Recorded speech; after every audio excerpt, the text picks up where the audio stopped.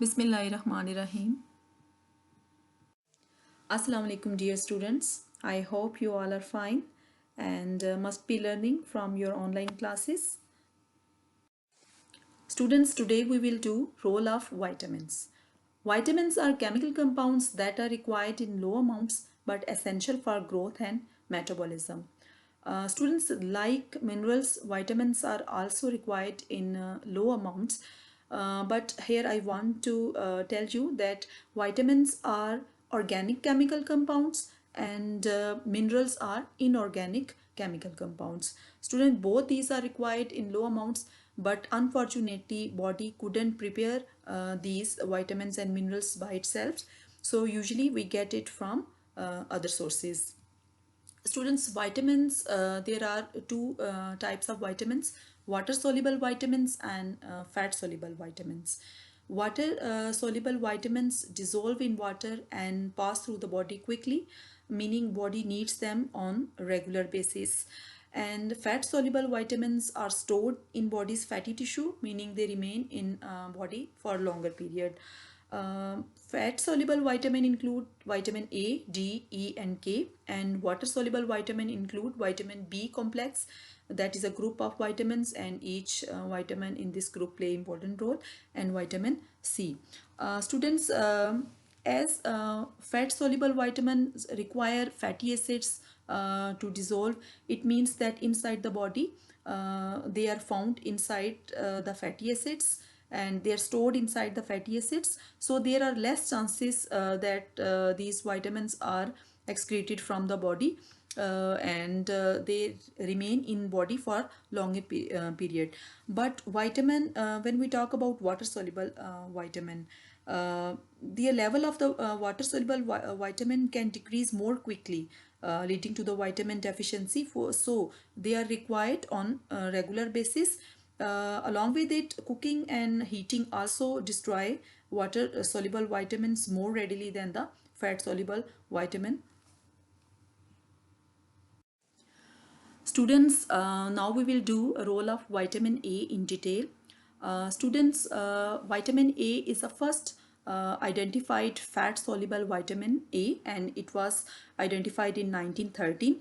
We can get vitamin A from leafy vegetables like spinach, carrot, and we can also get it from yellow fruits like mango, and other sources are fish, liver, and egg, milk and butter. These are good sources of vitamin A. Students, now we will discuss the function of vitamin E. Students, first of all, vitamin A helps in vision, especially in dim light. Students, if you look at the picture, the internal structure of eye, you can see there are three layers of eye. The outer one is the sclera, middle is choroid, and the innermost is retina. Student, the retina is the innermost layer of the eye where image formation take place. Basically, it contains two type of photoreceptors, two type of cells that are known as rods and cones. Students, rods are sensitive to make image in dim light, and they are sensitive for the dim light, and cones are sensitive for bright light. Students, in rod cells there is a protein known as opsin. This protein opsin require vitamin A to make rhodopsin, and rhodopsin is required for image formation. When light falls on rhodopsin, it breaks into opsin and vitamin A, and it makes a image. So students, when there will be deficiency of vitamin A, then there will be less rhodopsin and it will be difficult for a person to see in dim light. So this condition in which a person is unable to see in dim light, this condition is known as night blindness, and if it is left untreated, then it can be converted into permanent blindness. So vitamin A is required for good vision. Students, as I have told you that rod cells are sensitive for the dim light. You have heard about the owl that they can their vision is very good during night, because there are many rod cells present in their eyes and they are able to see in dim light. So that's why they have more rod cells, so that's why they are able to see in dim light. So for better vision, vitamin A is required. especially in dim light. The second most important function of vitamin A is cell differentiation. Student, it is a process in which you can also take help from the picture, in which stem cells means the cells that are found in embryo. If you remind the developmental stages you have studied during the importance of mitosis in chapter 5, when there is a mitosis occurs in zygote, and it converts into a multicellular body that is known as embryo, and the cells of embryo are known as the stem cells. These stem cells, when they are same, but when they are converted or they are developed into different type of the cells, and each that different type of the cells, they are specific to perform different function. This process is known as cell differentiation, and vitamin A is required for cell differentiation. Students, vitamin A also helps in growth, because vitamin A is required to make bones and cells, so it is very important for growth. And it also help to support immune system. It increase immunity. Student, deficiency of vitamin A, they cause blindness, as I have discussed it earlier, and poor growth, because vitamin A is required for better growth. Then there is a condition that is dry skin. Student, vitamin A is very helpful in creation and repair of skin. So when there is a deficiency of vitamin A, then the protein that is found in the skin, that is known as keratin protein, this protein it plugged with the dead cells, and it block the hair follicle cells. So that's why skin gives a very dry and scaly texture. So this dry skin also is due to the deficiency of vitamin A. Students, now we will do role of vitamin C. Students, vitamin C, also known as ascorbic acid, and we can get vitamin C from citrus fruits. Students, citrus fruits are very good source of vitamin C, and they include oranges, lemon, and grapefruit. Students, these are very good source of vitamin C, and as I have told you that vitamin C is a water soluble vitamin, and we need it on a regular basis. So we should include the sources of vitamin C in our diet on daily basis. We can also get vitamin C from leafy green vegetables and beef liver. Students, now discuss the function of vitamin C. The most important function of vitamin C is this, that it is required to make collagen. Students, collagen is a structural protein that is found in the extracellular matrix in the various connective tissues in the body, and this collagen is also needed for the healing of wounds, and it also helps white blood cells to fight against many diseases, and so in this way it strengthen our immune system to function properly. Students, deficiency of vitamin C cause scurvy. You can also see a picture, the disease symptoms from the picture. Students, due to the lack of vitamin C, basically it is a condition in which synthesized collagen is unstable. It means that collagen, there is low level of vitamin C, so that's why collagen becomes loose and unstable. So in this way muscle, they lose their strength, and the symptoms that include like muscle and joint pain, swollen and bleeding gums, and along with it there is a slow wound healing, and it also gives a skin a dry texture.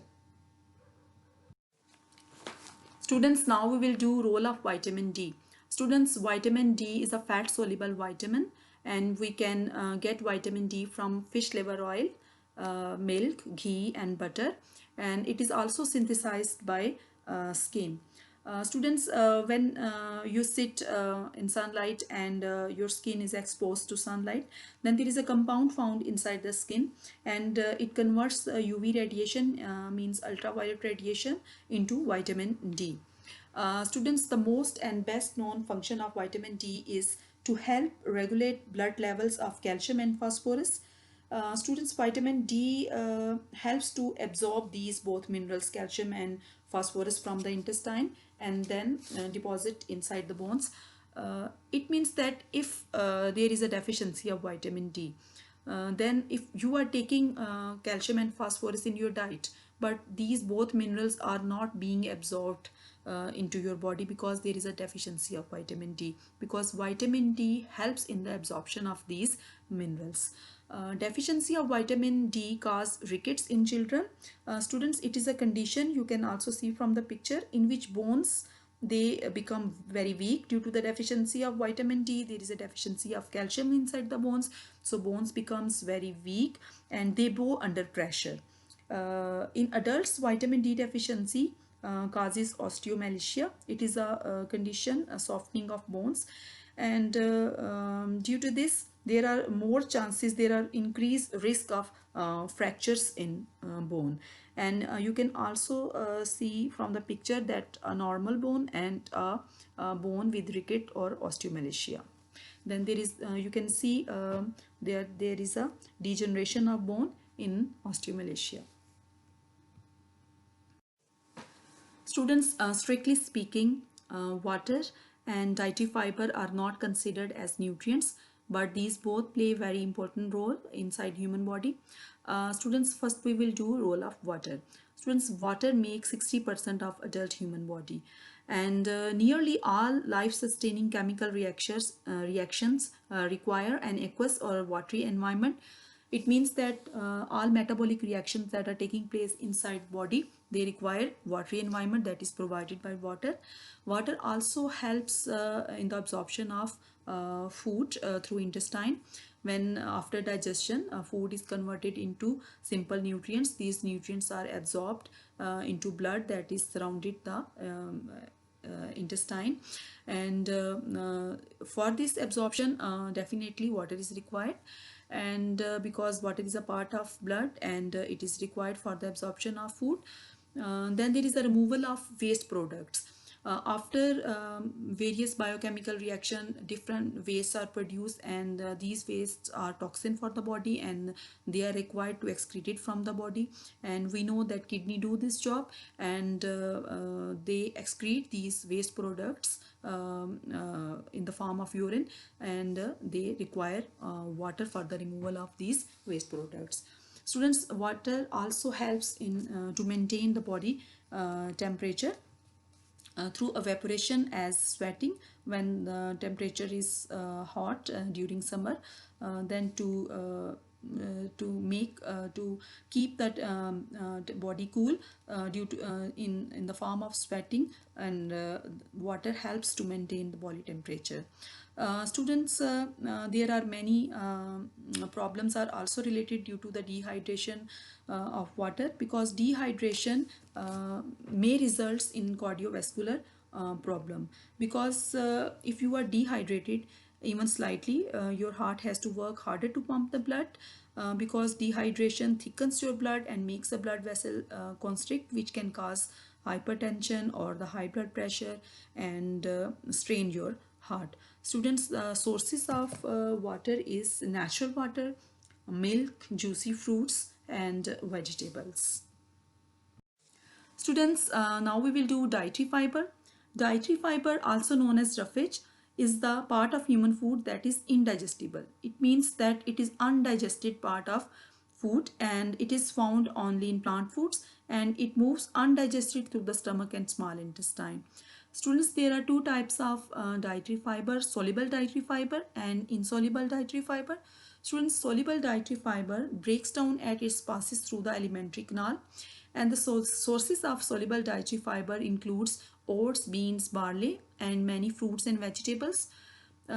Insoluble dietary fibers, they travel quickly through the small intestine and they do not break when they pass through small intestine, and their sources are wheat, bran, cereals, and skin of many fruits and vegetables.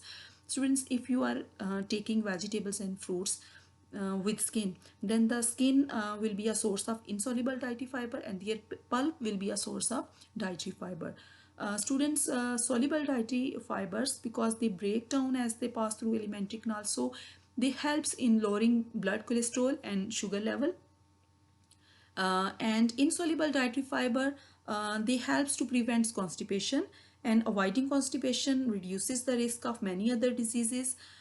They also speed up movement of carcinogen. It means that if any particle included in the food that may cause cancer, that is a cancer causing agent, they are known as carcinogen. So insoluble dietary fiber, they speed up their movement, and they help to prevent cancers. Students, in deficiency of fiber supplements, if you are not taking enough fruits and vegetables, or raw salad in your raw vegetables in the form of salad in your diet, then there will be a fiber deficiency, and the fiber supplements such as asparagol husk should be used only with a physician recommendation, because taken properly, these supplements may help in constipation and lowering the cholesterol level, but these should be used according to physician recommendation. Well, students, we have completed our topic components of human food, and we have studied role of all important nutrients inside human body. Students, these nutrients are very important because they are required to keep body fit and healthy, but these nutrients should be taken in right amount. For example, if a person is taking only one type of nutrient, then definitely there will be deficiency of other type of nutrient inside human body. So a person should take balanced diet, and we can define a balanced diet is one which contains all essential nutrients in correct proportion. You can also take help from the picture and chart. You can see that fat and sugar should be taken in low amount, and carbohydrates, mineral and vitamins, they should be taken in more amount, because all different type of nutrients should be according to their, they should be taken according to their energy requirements. For example, fat and sugars, they provide more energy. The 1 gram of, as we know that 1 gram of fat provide 9 kilocalorie. So these foods should be taken in low amount, because when they are more intake of fat and sugar, then they cause heart and cardiovascular problems. So that's why they should be taken in low amount, because their energy value is more as compared to carbohydrates and proteins. And along with these vitamins and minerals, they are also required in large amount, because these vitamin and minerals, they play a very important role inside body, as we have studied. So if we are not taking them, there will be deficiency, and our body couldn't prepare these vitamins and minerals. So that's why they are also required in more amount, but fat and sugar, they should be taken in low amount. Students, energy requirements and balanced diet is different from person to person, because it depends on age, gender and activity.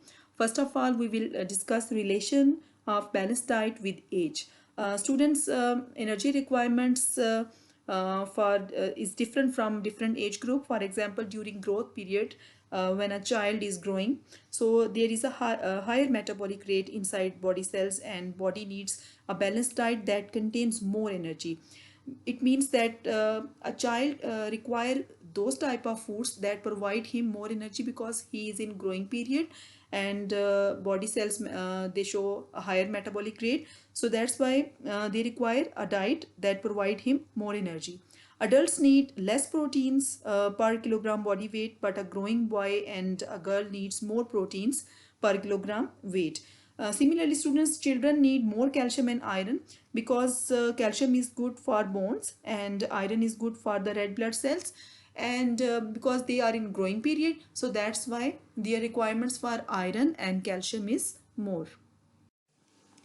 Relation of balanced diet with gender. Students, gender has an impact on requirements of a balanced diet, because if women and men, they both have same age and weight, then energy requirements of men are more as compared to women, because their body show higher metabolic rate, so that's why their energy requirement is more as compared to women. We can also take help from this chart, in which energy requirements and per day calories requirements are given for teenage girls and teenage boys, and you can see that energy requirements for the teenage boys are more as compared to girls because their bodies show higher metabolic activity.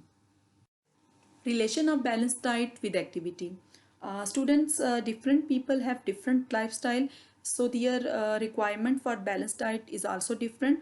For example, if a person is active and most of the day he is on his feet, a person may be a player, an athlete, or a laborer who is doing a very hard work or an exercises, so his body show higher metabolic rate, so his requirement for balanced diet is different because from lazy persons, because his metabolic rate is high, so that's why he require a balanced diet that provide him more energy and more nutrients as compared to a person who is lazy and he has a sedentary lifestyle, so he require a balanced diet that provide him low energy, because if he will take a diet that provide him more high energy, so it may result in obesity, and it may cause a number of diseases related, for example, diabetes and cardiovascular problem.